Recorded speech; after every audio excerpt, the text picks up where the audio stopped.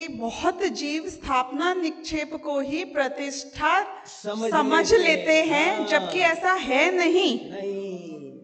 ये बहुत खुलासा समझने की बात है कि दोनों में फिर क्या अंतर है और कैसे पूज्यपना या अभिनय आदि होते हैं। इसके ऊपर खुलासा आप सभी लोग यदि थोड़ा देंगे, क्योंकि ये बहुत भगवान की मूर्ति बनी तो वो मूर्ति बन जाना मात्र प्रतिष्ठा नहीं हो गई, उस पर बाकायदा 8 दिन मंत्र आदि संस्कार होंगे, तब जाकर के वो पूज्य होगी।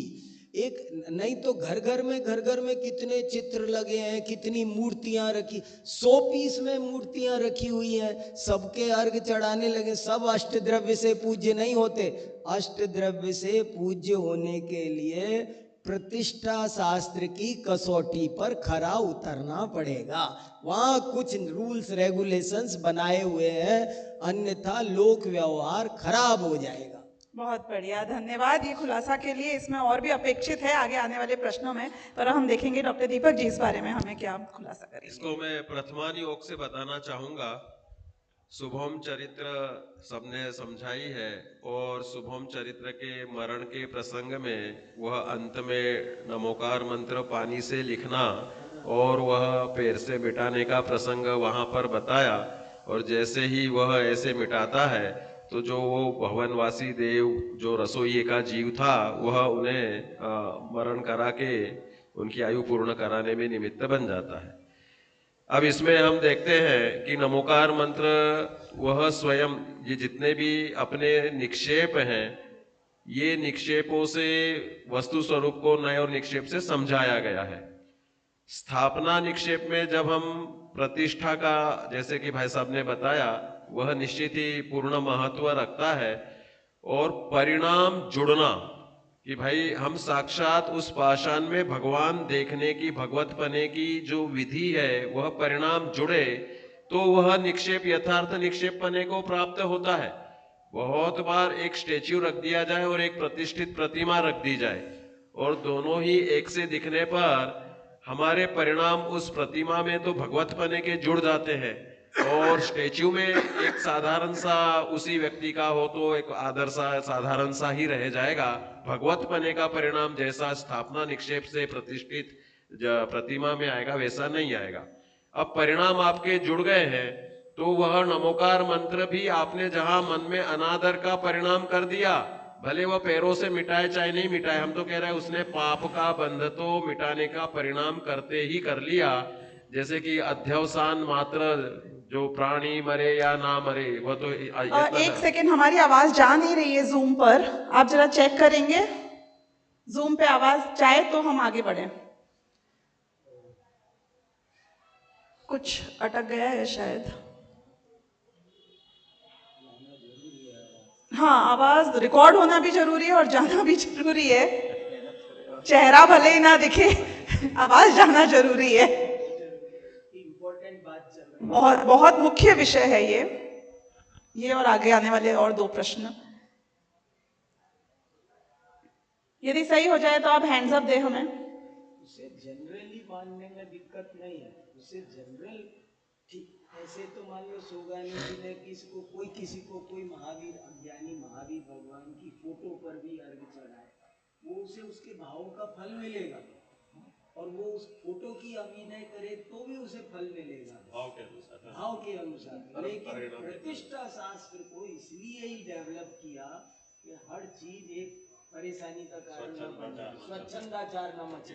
अब इन दोनों के बीच में बहुत थिन लाइन है एक्चुअली, और ये थिन लाइन समझना जरूरी है, वरना ये मिसयूज ही होता है। दोनों तरफ मिसयूज होता है। थिन लाइन समझना जरूरी है।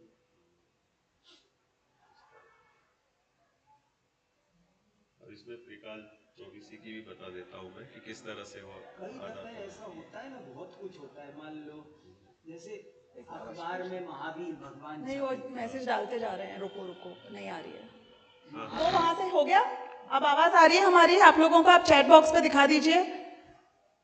हाँ, ओके, यस, आवाज आ रही है। तो कितनी देर से नहीं आई है, यदि कोई हमें बता देगा तो थोड़ा कुछ रिपीट करना है क्या पॉइंट? पूजा हमें कहाँ तक सुन लिया था आपने, क्योंकि बहुत गंभीर और इम्पोर्टेंट पॉइंट्स हैं सारे के सारे। दीपक जी का सुनाई नहीं दिया था, दीपक जी का सुनाई नहीं दिया। दीपक जी का कुछ भी सुनाई नहीं दिया। नहीं, बिल्कुल नहीं। ओके, तो आप ओके, बहुत इम्पोर्टेंट, ठीक है, कोई बात नहीं, लेकिन फिर से शुरू और एक बार वहां पे YouTube लाइव का भी बोलिएगा ना, वो भी श्योर हम दीपक जी से रिक्वेस्ट कर रहे हैं। हाँ, ओके, थैंक यू। जरूर। मैं ये कहना चाह रहा था कि स्थापना निक्षेप जो है, मैंने शुभम चक्रवर्ती का उदाहरण दिया था कि परिणाम जोड़ने के लिए ये स्थापना निक्षेप की विधि, चारों ही निक्षेप जो बताए हैं उसमें भाव निक्षेप और स्थापना निक्षेप ये साक्षात पूजनीय है। द्रव्य निक्षेप से श्रेणिक राजा को आधार, अभी जैसे नरक में है, अब वही द्रव्य तीर्थंकर बनने वाला है, तो श्रेणिक के जीव को यथोचित आदर तो देंगे हम दृष्टि में, सम्मान में, लेकिन तीर्थंकर जैसा अभी द्रव्य निक्षेप वाले जीव को नहीं पूज सकते। पूज्य पूजक व्यवहार सिर्फ स्थापना निक्षेप और भाव निक्षेप में, साक्षात विराजमान अरंत जो है समूह शरण में, वे भाव निक्षेप के हो गए। तो इस तरह से उनमें ही पूज्य पूजक व्यवहार होता है। अब हम शुभम चरित्र के आधार से बताना चाह रहे हैं कि भाई जैसे शुभम चक्रवर्ती अंत समय में नमोकार मंत्र का अनादर करके मरण को प्राप्त हुआ, और वह कथानक प्रसिद्ध है कि रसोइये को पहले उन्होंने मारा था और रसोइया व्यंतर या भवनवासी देव बनके और उन्हें समुद्र में डुबो करके मारना चाह रहा था, लेकिन वो नमोकार मंत्र पढ़ते रहे थे, श्रद्धावान रहे थे, तब तक वह डूब नहीं पा रहे थे, मार नहीं पा रहा था वह देव। और जैसे ही उन्होंने पानी से लिखकर पैरों से मिटा दिया, अर्थात अनादर कर दिया, वह पुण्य उनका जो भी जितना भी था वह नष्ट हुआ और वे पूर्ण आयु करके नरक में गए। तो यहाँ पर हम कह रहे हैं कि वह नमोकार मंत्र कोई स्थापना निक्षेप से कोई प्रतिष्ठित या अप्रतिष्ठित का कोई प्रसंग ही नहीं था। जहां हमारा मन नहीं जुड़ा तो वह स्थापना निक्षेप भी फेल है। जैसे कोई स्टेच्यू हो और एक प्रतिष्ठित प्रतिमा हो, तो स्टेच्यू देखकर कभी हमें वैसे भाव नहीं हो सकते भगवत पने के जैसे प्रतिष्ठित प्रतिमा को देखकर हो सकते हैं। देखो, ये संकल्प का ही उस समय सार में 271वीं गाथा है ना अध्यवसान के लिए, कि वास्तव में मारो न मारो जीव को हो बंध अध्यवसान से, यह बंध का संक्षेप है तुम जान लो परमार्थ से।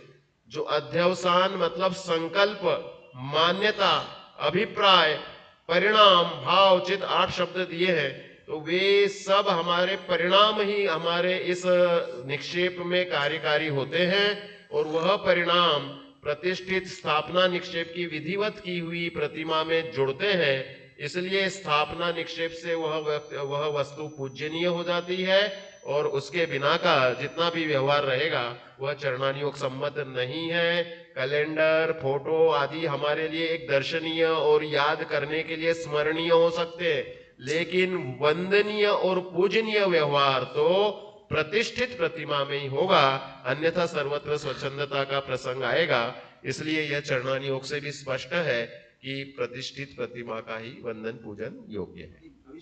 भविष्य का भी आप बता रहे थे। हाँ, त्रिकाल 24 की भी जैसे अपने आगम में उल्लेख आता है कि भाई स्थापना निक्षेप से जो भूतकाल में हो गए उनकी स्थापना में तो कोई किंचित भी बाधा ही नहीं है।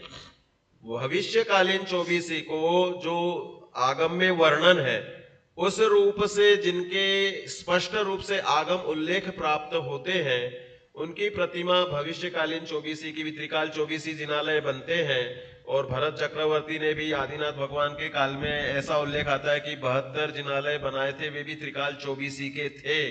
तो इस रूप में वह आगम में उल्लेखित जो भी प्रतिमाएं हैं उनकी स्थापना निक्षेप विधि से जो भी प्रक्रिया है वह पूजनीय वंदनीय होगी। इस रूप में वह स्थापना निक्षेप का विस्तार जो प्रतिष्ठा विधि से योग्य सम्मत आगम में बताया है वह हमें आचरण में लाना चाहिए। इसी प्रश्न पे यदि मैं थोड़ा सा विषयांतर होकर एक प्रश्न पूछ सकूं तो, क्योंकि आपने आगम की बात करी और आगम का मूल स्तोत्र तो हम केवल ज्ञानी की वाणी को मानते हैं, फिर उसके बाद द्वादशांगियों को उतना ही ऑथेंटिक मानते हैं, और उसके बाद अंगधारी जो साधु 6ठे 7वें गुणस्थानवर्ती ही मात्र थे उनकी वाणी को हम ऑथेंटिक मानते हैं। अब उसके अलावा यदि आगे आने वाले जितने भी अन्य ज्ञानी हमें तो ऐसा लगता है कि ज्ञानी ही हैं, ऐसे लोगों को यदि अपने अनुभव से कोई बातें जो प्रतीत तो हुई होंगी आगे जाकर, तो क्या उसमें वो भी ज्ञानी की बातें आगम अनुरूप ही मानी जाएंगी या आगम की बातें ही आगम अनुरूप मानी जाएंगी? इसके लिए है प्रश्न, जो भी जवाब देना चाहे। आगम की बातें आगम के अनुसार ही प्रमाणित मानी जाएगी। कहने वाले भले ही अनुभव से कह रहे हो, लेकिन वह आगम से मिलती हो तो ही वह प्रामाणिक है। वह अपने अनुभव से कह रहे हैं, ऐसा कह रहे हैं, और यदि आगम से मेल नहीं खाते हैं तो इसका मतलब उनके अनुभव में अभी कहीं कोई कमी है।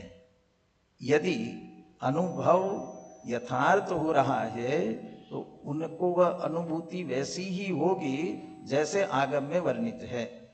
जैसा मैथ्स में जो भी इधर सवाल दिया जाता है, क्वेश्चन दिया हुआ है, और आखिरी में आंसर शीट में आंसर दिया हुआ है, हम इसको सॉल्व कर रहे हैं और सॉल्व करते करते मुझे तो लग रहा है कि इसका आंसर ये होना चाहिए, ठीक है, आपको लग रहा है, और हो सकता है कि आप इधर उधर से घुमा घुमा करके और बता दें कि यही सही है, लेकिन आंसर शीट से नहीं मिल रहा है तो वो गलत है।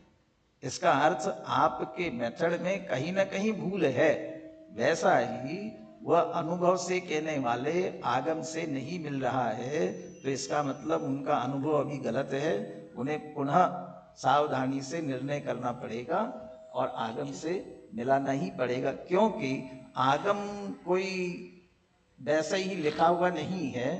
आगम सर्वज्ञ देव की वाणी है और सर्वज्ञ भगवान ने जैसा जाना है, और वह भी सहज निकला। ऐसा भी नहीं है कि उन्होंने बुद्धिपूर्वक कहा हो, केवल ज्ञान होने पर सहज दिव्य ध्वनि खिरती है। जैसा वस्तु का स्वरूप है वैसा ही कहने में आया है और वही आगम के रूप में हमारे पास में है, इसलिए आगम ही प्रामाणिक होना चाहिए। ठीक है, बहुत बढ़िया। और भी अन्य जो अपना प्रश्न चल रहा है उसके ऊपर ही अगर आगे भी आपको बात ऐड करनी है, जो स्थापना निक्षेप की बात अभी हमारी, हाँ, स्थापना निक्षेप के संदर्भ में प्रतिष्ठा पाठ की बात हो रही थी। प्रतिष्ठा पाठ का एक श्लोक मुझे याद आ रहा है, प्रतिष्ठानम प्रतिष्ठा च स्थापना तत्प्रतिकृति तत्समान आत्मबुद्धित्वा तद अभेदस्तवादिषु। ये जो सारी प्रक्रिया की जा रही है, प्रतिष्ठा, स्थापना, ये सब उनकी प्रतिकृति बना करके, ये जो सब साथ में हमारे जो पंच कल्याणक पूरे करते हैं, जन्म कल्याणक से लेकर के मोक्ष कल्याणक, वैसे तो ज्ञान कल्याणक अरहंत अवस्था में विराजमान है, प्रतीक रूप में मोक्ष कल्याणक भी कर देते हैं। ये जो सारी प्रक्रिया की जा रही है, ये इसलिए की जा रही है तद अभेदस्तवादिषु, माने हम उनकी स्तुति भक्ति करें तब हमें बिल्कुल अभेदपना भासित हो, कि बिल्कुल मानो साक्षात जैसे बालक वर्धमान का जन्म हुआ था, फिर वे दीक्षा लेकर के गए, फिर उन्हें केवल ज्ञान की प्राप्ति हुई, समोशरण लगा, और ये यही वे हैं। ऐसा हमारी स्तुति का अभेदपना लगे, इसके लिए ये सारी प्रक्रिया प्रतिष्ठा की जाती, विधि की जाती है। लोक में भी कोई स्त्री पुरुष एक साथ रहने लगे, आजकल चल रहा है ना लिव इन रिलेशनशिप जैसा, लेकिन यदि वे विवाहबद्ध नहीं है, रह रहे हैं, दोनों के अच्छे परिणाम हैं, रहते क्या दिक्कत है, लेकिन यदि ऐसे रहने लग जाए तो एक लोक व्यवहार की और मर्यादा है, वो सारी मर्यादा नष्ट हो जाएगी, और वह समाज के सामने स्वीकृति पूर्वक, और जो भी विवाह की विधि है उस विधि से रहते हैं, सब परंपरा चल रही है और उसके कारण से मर्यादा बराबर बनी रहती है। तो जैसे वह आवश्यक है वैसे ही इस विधि से, प्रतिष्ठा विधि से स्थापित प्रतिमा ही निश्चित रूप से पूज्य है। तद अभेदस्तवादिषु, इसको थोड़ा इस रूप में भी देख सकते हैं कि वह स्थापना इसलिए नहीं की है कि वे भगवान हैं, वे महावीर है या आदिनाथ हैं, और ये हम उसी को स्तुति में आना चाहिए। एक बात ये व्यवहार की अपेक्षा, और निश्चय की अपेक्षा ये आना चाहिए, हमने प्रतिमा इसलिए स्थापित की है कि जैसे ये भगवान है ऐसा मैं भी भगवान हूँ। ये अभेदपना हमारा स्थापित होवे, इसके लिए भी प्रतिमा आलंबन स्वरूप स्थापित की जाती है। बहुत बढ़िया। व्यवहार से निश्चय, भेद से अभेद की ओर जाना, ये हमारा स्थापना निक्षेप का रूल है। यदि हमने इस बात को, इस स्थापना निक्षेप को जैसा ये है वैसा नहीं माना, तो सोशली, साइकोलॉजिकली क्या इसके दुष्परिणाम हो सकते हैं? यदि आप उस पॉइंट के ऊपर पहले में जो आपका सप्लीमेंट्री क्वेश्चन था कि किसी ज्ञानी पुरुष के वचन को प्रमाण क्यों ना माना जाए, उसका जवाब देना चाहूंगा। प्रमाणिकता का आधार तो एकमात्र सर्वज्ञता ही हो सकती है। सर्वज्ञता बहुत अच्छी तरह से परिभाषित है। ज्ञानी की परिभाषा सुपरिभाषित नहीं है। एक व्यक्ति, हम ये मान लें कि आत्मानुभवी है और उसे हम ज्ञानी मानते हैं। वो आत्मानुभवी है, ये भी केवल ज्ञान गम्य है, वो है, पर हमें जब उसकी बात को प्रमाणिक मानना है तो हमें इस बात का विश्वास होना चाहिए ना कि ये आत्मानुभवी है, पर हमारे पास उसको नापने का कोई साधन नहीं है। तो हम उसकी बात को प्रमाण मान करके अपने आप को दरिये में हम छलांग लगा दें तो हमारा क्या होगा। दूसरी बात, सर्वज्ञ हैं वे तो वीतराग हैं, उनके जीवन में कोई और दूसरा ऐसा व्यवहार नहीं है जो अनुकरणीय न हो। जो जगत के ज्ञानी जीव हैं वो अपने एक विषय के विशेषज्ञ हैं, पर अन्य विषयों में उनकी वैसी गति नहीं है, वैसी समझ नहीं है। अब हम ज्ञानी पुरुष को प्रमाण मान लें तो उसके तो जीवन में अनेक व्यवहार हैं, उसकी राजनीतिक मान्यता कुछ और है, उसकी आर्थिक थ्योरी कुछ उसकी और है, खान पान संबंधी उसके विचारधारा कुछ और है, इलाज संबंधी उसकी। अब टोडरमल जी ने आत्मा के अनुभव की जो प्रक्रिया रहस्यपूर्ण चिट्ठी में लिखी है, वो चूंकि आगम से प्रमाण है इसलिए वो प्रमाणिक है। अब हम, टोडरमल जी ज्ञानी हैं इसलिए टोडरमल जी के वचन प्रमाण हैं। अब उन्होंने लिखा है कि यदि गधा मिश्री खाने से मर जाए तो अब हम उनके इस वचन को भी प्रमाणिक मान लें क्या कि गधा मिश्री खाने से मर जाता है? इसलिए हम किसी, यहां कोई व्यक्ति प्रमाण नहीं है, सर्वज्ञता प्रमाण है। और इसलिए फिर कोई ज्ञानी के को प्रमाण मानना और नहीं मानना, इस बात का प्रश्न ही नहीं उठता। ये और बहुत महत्वपूर्ण बात है और इस बारे में हमें बड़ा क्लियर रहना चाहिए। आज की डेट में हमारी दुर्दशा का सबसे बड़ा कारण यही है कि हमने एक बार किसी कारण से किसी एक व्यक्ति में अपनी श्रद्धा स्थापित कर दी और हम उसके ब्लाइंड फॉलोअर हो जाते हैं। अब वो तो सामान्य मानव है, उसमें मानव स्वभाव दुनिया भर की कमजोरियां हैं और अब हम उन कमजोरियों का क्या करें, उनसे कैसे डील करें, बहुत बड़ी समस्या है। इसलिए प्रमाणिकता तो सर्वज्ञता से ही आती है, वीतरागता से ही आती है, उसके अलावा प्रमाणिकता का कोई दूसरा आधार हो नहीं सकता है। स्थापना निक्षेप की बात और प्रतिष्ठा विधि। स्थापना तो एक क्षण का काम है। मैंने उस पत्थर की प्रतिमा को भगवान माना और उसमें स्थापना हो गई भगवान की, परंतु उसमें जगत में व्यवस्था के बहुत सारे प्रश्न खड़े हो जाएंगे। अभी एक दिन पहले हम उसकी छाती पर बैठ करके उसके ऊपर हथौड़ी छेनी चला रहे थे।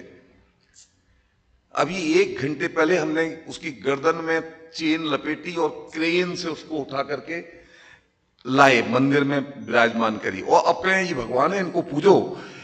तो हमारा दिमाग इतनी फास्ट स्पीड से काम नहीं करता है, वो एक स्लो प्रोसीजर में चलता है। एक व्यक्ति ने दूसरी शादी की, उसका पहले से एक बच्चा था, अब वो कहे कि ये तेरी मां है, यकायक स्वीकार नहीं होगा, उसे एक लंबे दौर से गुजरना पड़ेगा। शादी, मियाँ बीवी राजी तो क्या करेगा काजी, मैंने उस लड़की को अपनी पत्नी माना, उसने मुझे अपना पति माना और हो गई शादी, तो अब और क्या होना है। परंतु शादी की एक लंबी प्रक्रिया तय की गई, वो है प्रतिष्ठा विधि। क्या पहले मंगनी होगी, हथौना होगा, मैं नहीं जानता क्या क्या होगा, मैंने किया भी होगा तो मैं भूल गया। तो फिर सगाई होगी और फिर घर में हल्दी और तेल और गीतों का एक लंबा सिलसिला, और उसके बाद में 7 फेरे, और 7 फेरे में भी 6 फेरे तक लड़की, वो एक लंबी प्रक्रिया से गुजरता है।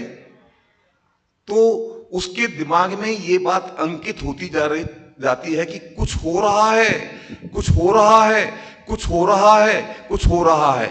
और वो जो गीत फेरों के दौरान गाया जाता ना कि 6 फेरे तक बेटी माए बाप की जानिए, तो और फिर तो उसे लगता है कि अब तक कुछ नहीं हुआ है, अब तक कुछ नहीं हुआ है, और अब 7 फेरा, अब लड़की, अब शादी हो गई, और शादी हो गई, अब ये नॉन रिवर्सिबल है, अब कुछ नहीं हो सकता है।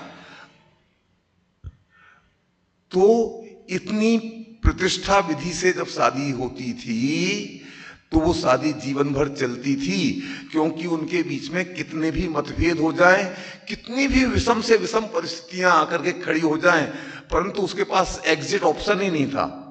बस हो चुका सो हो चुका, ये तो रिवर्सिबल प्रोसेस है ही नहीं। और अब जब है ही नहीं कुछ, शादी जैसे मैंने कहा ना, मन में माना और हो गई शादी, तो वेस्टर्न स्टाइल में या लीगल स्टाइल में एक सिग्नेचर किया और शादी हो गई कोर्ट में जाकर के। तो उसमें उसके दिमाग में कुछ घटित हुआ ही नहीं कि कुछ हो रहा है। अभी एक क्षण पहले जब हमने कोर्ट रूम में प्रवेश किया था सिग्नेचर करने से पहले, तब में और सिग्नेचर करने के बाद में कुछ हुआ ही नहीं, जो कपड़े पहने थे वही कपड़े, वही सब कुछ। तो फिर एक सिग्नेचर करते हैं और वो शादी टूट जाती है। इसलिए वो स्थापना निक्षेप के साथ में प्रतिष्ठा की पूरी प्रक्रिया बहुत आवश्यक है। एक बात और, एक प्रेसिडेंट अभी इलेक्टेड देश को पर शासन कर रहा है और उसके प्रेसिडेंट रहते हुए इलेक्शन हो रहे हैं। अब इलेक्शन में जो दूसरा व्यक्ति खड़ा था वह जीत गया और ये जो सिटिंग प्रेसिडेंट है वो हार गया। अब बताइए आज की डेट में देश का प्रेसिडेंट कौन? अब 2 हो गए ना, एक तो सिटिंग प्रेसिडेंट जो कि रूल कर रहा है और दूसरा प्रेसिडेंट इलेक्टेड। दरअसल तो जो हार गया है अब उसको उस प्रेसिडेंट बने रहने का क्या अधिकार है, और जो जीत गया है ही इज डिजर्विंग, उसका अधिकार है क्योंकि जनता ने उसको विश्वास दिया है। परंतु जब तक वो नया प्रेसिडेंट शपथ नहीं ले लेता है, शपथ है उसकी प्रतिष्ठा विधि है, तब तक वो साधारण आदमी है, वो कुछ भी नहीं है। और जो हार चुका है वो फॉर्मली रेजिग्नेशन देकर के या जो भी विधि है उससे पद निवृत्त नहीं हो जाता है, तब तक वो प्रेसिडेंट है। तो ये व्यवस्था बनी हुई है। अगर ये हम प्रतिष्ठा की विधि को हटा दें तो अराजकता फैल जाएगी, सारी व्यवस्था बिगड़ जाएगी। वो दोनों प्रेसिडेंट आपस में लड़ मरेंगे, वो कहेगा आई एम सिटिंग प्रेसिडेंट, वो कहेगा आई एम प्रेसिडेंट इलेक्टेड। तो उसकी क्या व्यवस्था होगी? इसलिए स्थापना निक्षेप तो जैसा मैंने कहा ना कि मन ने स्वीकार किया, इसी ये शादी की प्रक्रिया में मन में स्वीकृति नहीं, उसकी विधिवत प्रतिष्ठा, क्योंकि हम स्थूल बुद्धि है ना, तो जो स्थूल क्रियाएं हैं वे हमारे मस्तिष्क में अंकित होती हैं, जो सूक्ष्म क्रियाएं हैं वे हमारे मनोमस्तिष्क में अंकित नहीं होती हैं, और ये व्यवहार हमारी सुविधा के लिए है। ये इसकी उपयोगिता। बहुत बढ़िया। तो खाली निक्षेप और भाव नहीं, ये प्रतिष्ठा की विधि के साइकोलॉजिकल एस्पेक्ट्स भी बहुत स्ट्रॉन्ग और डीप रूटेड हैं।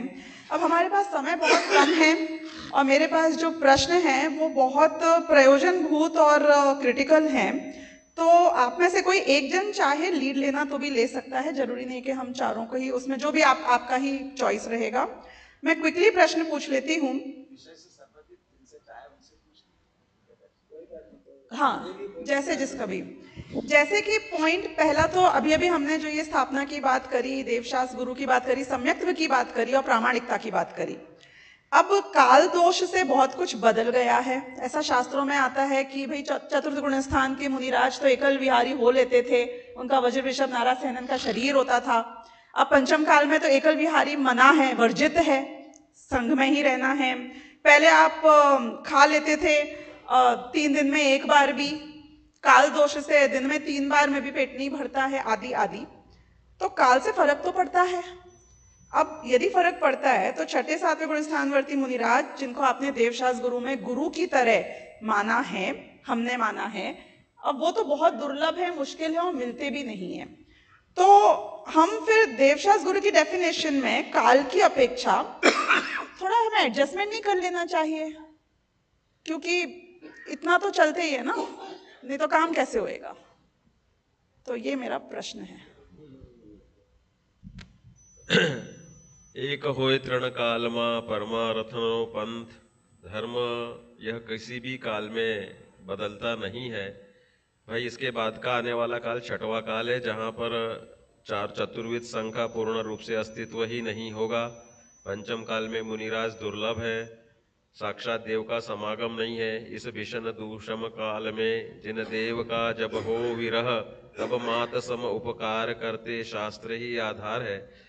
काल के अनुसार भले उत्तर अवसरपड़ी में हीनता आती जाएगी, लेकिन जैन चरणानी योग कहता है कि भाई वास्तव में जो मोक्ष मार्ग का आचरण है वह तो एक सा ही चलेगा।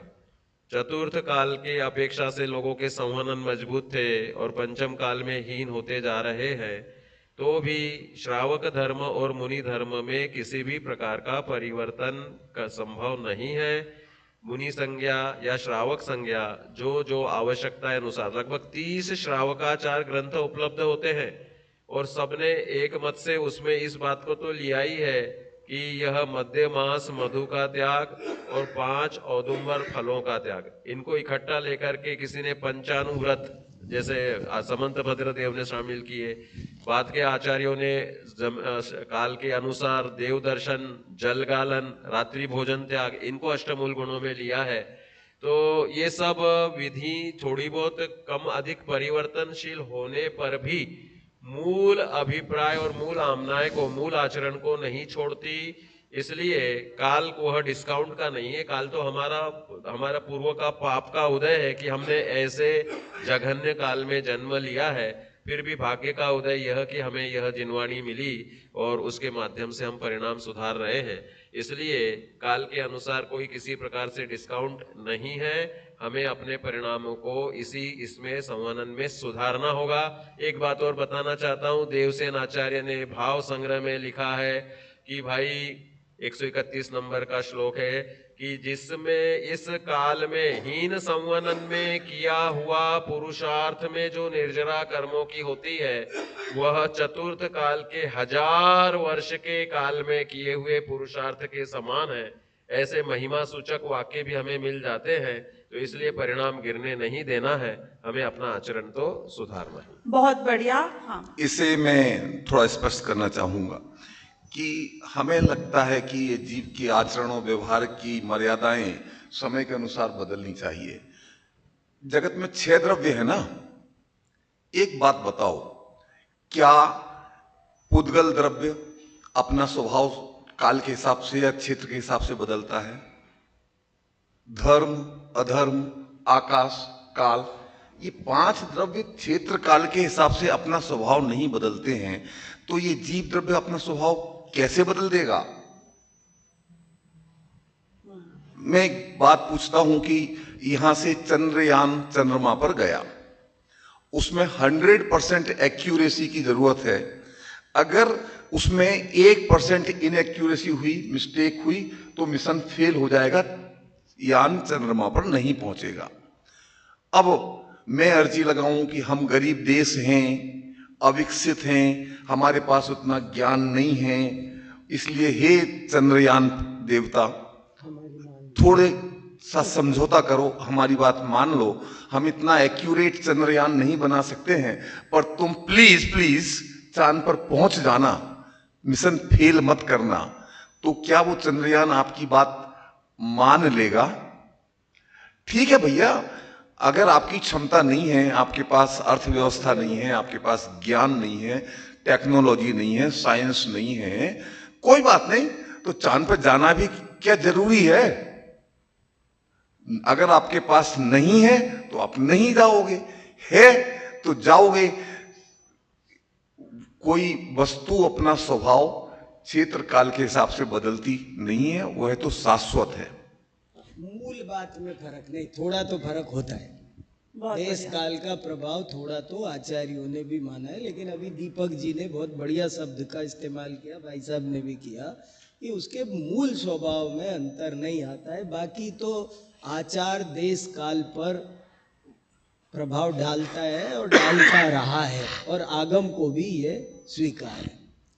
ठीक है, बहुत बढ़िया। और आज सुबह शांति जी ने प्रवचन में लिया भी था, हलवा बनवाया था, जो गुरुदेव का उदाहरण देके कि क्या वो दूसरे तरीके से बन सकता है। तो बहुत बढ़िया, इसकी खुलासा हो गई। अब हम समय को देखते हुए आखिरी ये जो प्रश्न कर रहे हैं, ये बहुत क्रिटिकल है, खासतौर पे स्त्रियों के लिए या सूतक पातक आदि जो आ जाते हैं उस अपेक्षा से। अब हमने स्थापना निक्षेप की बात करी और हमने प्रतिष्ठा विधि की बात करी। गुरु में तो प्रतिष्ठा का सवाल नहीं, क्योंकि आपने कह दिया छठे सातवें गुण स्थानवर्ती ही गुरु हैं। और देव में चलो हमने मंदिर में जो स्थापना विधि से मूर्ति को स्थापित किया है उनको ही भगवान माना।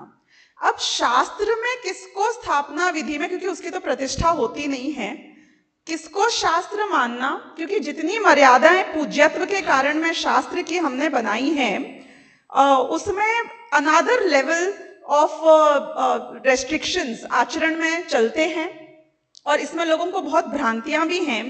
क्योंकि आप देखें कि कई क्रियाओं को अशुद्ध माना जाता है। जैसे कि हम स्त्रियों को देखें तो उन्हें ऐसा लगता है कि महीने में वो जो कुछ दिन होते हैं, तब हम शास्त्र कान में पड़ जाएं तो हम बहरे हो जाएंगे, हमारे कान में लोहा कोई पिघला के डाल दे ऐसा पाप लगेगा, आदि आदि। आजकल अब शास्त्र, पुराने जमाने में तो मात्र मंदिरों में या ताड़पत्रों में या फिर कागज पे हुआ करते थे, अब हमारे आईपैड, मोबाइल, कंप्यूटर, इसमें भी आ गई है सॉफ्ट कॉपीज।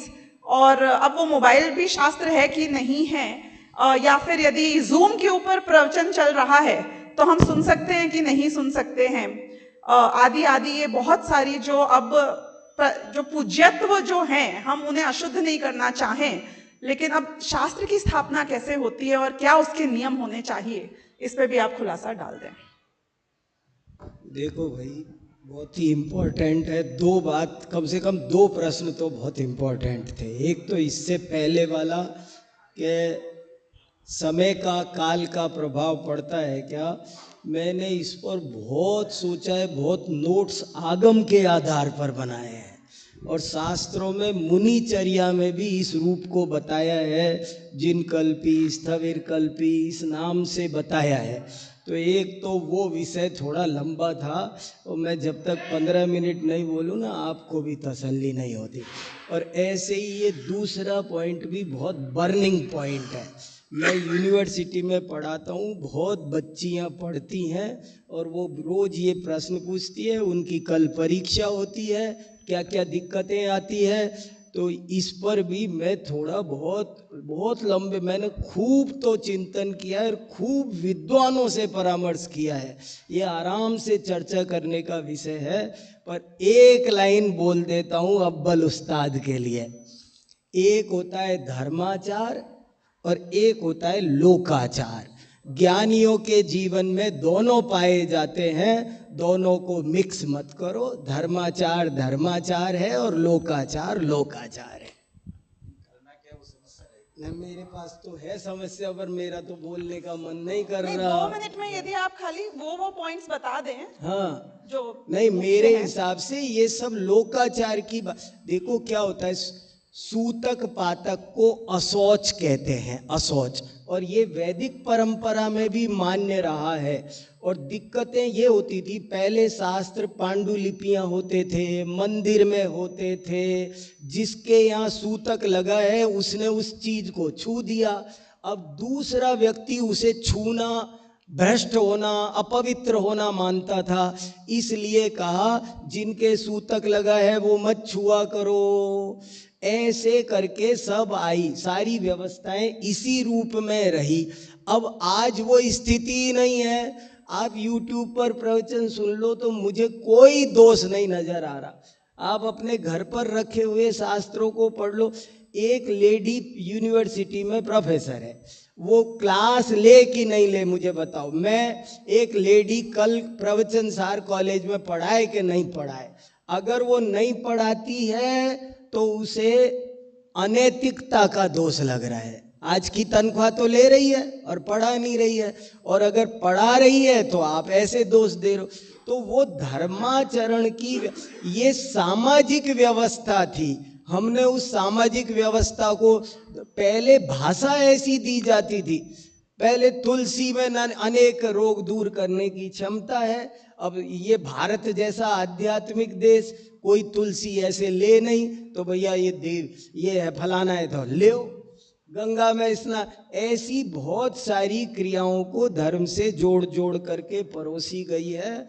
पर ये बात वैसी नहीं है और इसमें कोई ऐसी दिक्कत मेरे हिसाब से नहीं है।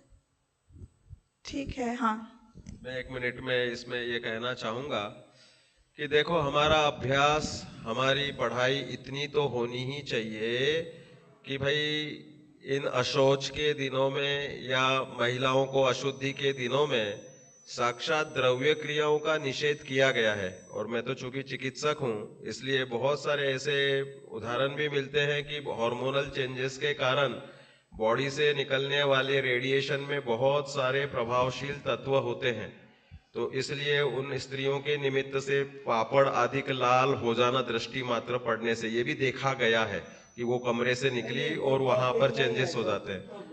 तो इसलिए मेरा ये कहना है इसमें कि भाई इतना अपना अभ्यास रखो कि आप बिना आलम्बन के भी उन दिनों में अपने परिणाम सुधार सको। दूसरा, परिणामों के अनुसार है, मोबाइल को शास्त्र हम नहीं कहेंगे, लेकिन अगर आपके ऐसे परिणाम आ रहे हैं कि भाई अरे ये क्या दे दिया है, ये जिनवानी का है ये, और आपने कषाय पूर्वक उस वाक्य को डिलीट किया है, तो आपने शास्त्र मिटाने जैसे परिणाम कर लिए। तो वो परिणामों के ऊपर निर्भर करता है। जिसके परिणाम कच्चे हैं और बार बार डिलीट करता है और उसे ऐसे लगता है कि मैं शास्त्र ही मिटा रहा हूँ, या इनकी बात मुझे सुननी नहीं है, इनकी फोटो आई है मैं इसे द्वेष भाव से मिटा रहा हूँ, तो निश्चित ही वह हमारे परिणामों का वहां पर क्या पोजीशन है उसके अनुसार अंतर बनेगा। तो इस रूप में लेना चाहिए। बाकी भाई साहब ने बताया ऑलरेडी कि ये सूतक शास्त्र वगैरह जो है ना, मौत आदि के जो सूतक वगैरह के हैं, ये हाँ, आज पेपर है आपका, पेपर दे कि नहीं दे? हाँ। नहीं, आज आपकी परीक्षा, पेपर दे कि नहीं दे? वो तो आवश्यक हो गया। उसको लौकिक आचरण में लौकिक पढ़ाई जैसी ही जैन धर्म की पढ़ाई अगर वो कर रही है। आप सोच के बताओ कि कोई शास्त्र सुन ले, पढ़ ले, तो उसे पाप लगेगा क्या? पाप लगेगा उसे, अशुभ भाव है, दुर्गति में जाएगा वो। परिणाम अपने अपने स्वयं के जैसे हैं, उसके अनुसार वह निर्णय कर लेना चाहिए। और हम तो बोलते हैं कि इतना अभ्यास होना चाहिए कि हमें कभी ऐसे प्रसंग 5-7 दिन के बन जाए, वो अलग बात है ना। हाँ वो अलग बात। परिस्थिति इन के अनुसार। सूक्ष्म चर्चाओं से शायद एकाएक हम किसी निर्णय पर नहीं पहुंच पाए, और मैं एक बहुत स्थूल उदाहरण सामने रखता हूं तो हमें निर्णय करने में आसानी होगी। मैं पूछता हूं कि टॉयलेट में बैठ करके नमोकार मंत्र बोलना चाहिए या नहीं बोलना चाहिए? अब एकाएक सबका यही जवाब नहीं, ऐसा तो नहीं होना चाहिए। परंतु मैं एक दूसरा सवाल अब पूछता हूं। मैं जा रहा हूं सड़क पर और वो जो सीवर लाइन का दरवाजा खुला था और मैं उसमें गिर गया, आकंठ में डूबा हुआ हूं मल में, और मौत निश्चित है। अब उस समय मुझे नमोकार मंत्र का स्मरण करना चाहिए या नहीं करना चाहिए? आप इस पर विचार करो, अपने आप मार्ग निकल आएगा। स्मरण में तो पवित्र बाधा ही नहीं है। पवित्रो वा सर्वावस्थाम गतो विवा। इसमें स्मरेत और ध्यायत है। स्मरेत परमात्मानम, ध्यायत परमात्मानम। समझ गया। वदयेत मतलब उच्चारण सिर पे रोका और जाए। ये तो एक एक परिस्थिति है, जैसे बन खाने जाए। पीने वाली बात अलग है। हाँ। खाने पीने, मैं ये नहीं कह, ये दोनों टॉपिक न्यारे न्यारे हैं। मैं ये नहीं कह रहा हूँ कि खाना भी बनाए, खाना भी खाए, खाना भी खिलाए, वो सब वो मामला नहीं है, वो अलग बात है। मैं सिर्फ तत्व चिंतन स्वाध्याय वाली बात कह रहा हूँ। In आप short, we तत्व can चिंतन say- स्वाध्याय हमारा नहीं- प्रश्न स्वाध्याय की ही हाँ, अपेक्षा उसी की मुख्यतः है। विचार सुनना, बोलना और समझो क्लास अटेंड करना जूम पे या प्रवचन सुनना, ये चीज मुख्य रूप से लेना कि नहीं लेना, या कान में धर्म की बात पड़ जाए तो महापाप है क्या, ये जो चीजें जो एक्सट्रीम में हो जाती हैं, या फिर लोग बोलते हैं कि भाई मोबाइल भी नहीं छुए, आईपैड भी नहीं छुए और कंप्यूटर भी नहीं छुए, लैपटॉप को भी छू लिया तो पाप हो गया। तो ये क्योंकि गैजेट्स अलग ही दुनिया है। हमारी जैसी भी परिस्थितियों हैं, उसमें जैसे भी संभव हो हमें धर्म की आराधना करनी चाहिए, परंतु अगर बेहतर परिस्थितियां उपलब्ध हैं तो हमें उसका सहारा लेकर के, छल ग्रहण करके और शिथिलाचार का पोषण नहीं करना चाहिए। बस सब आ गया इसमें। ठीक है, बहुत बहुत धन्यवाद आपका।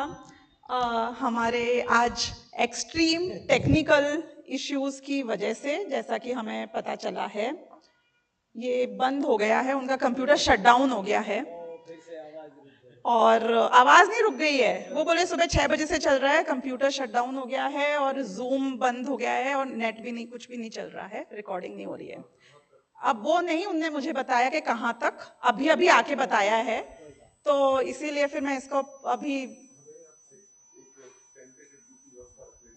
वो, हाँ, तो इसलिए मैंने ये चला दिया जैसे उन्होंने मुझे बताया।